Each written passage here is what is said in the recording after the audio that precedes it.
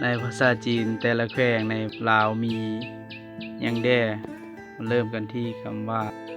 เชิงเชิงที่แปลว่าแขวงเนาะตัวอย่างทั้งลุ่มเนาะไส้ทรงเปิ้นเชิงแขวงไสสมบูรณ์2ชวนขว้างเชิง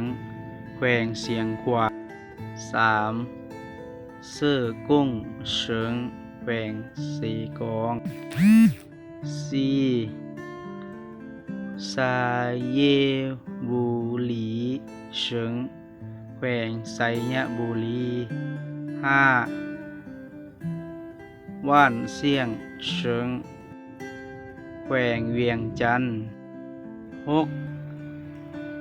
สาลาวันเชิงแขวงสารวัน7เฟิงสาลีเชิงแขวงพงสาลี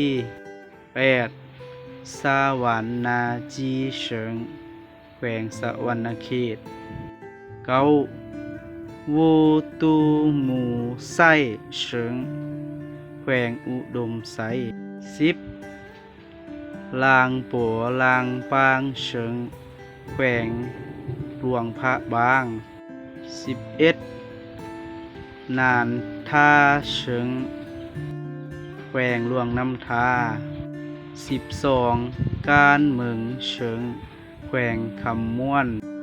13หัวพันเชิงแขวงหัวพัน14จานปาเซอร์เชิง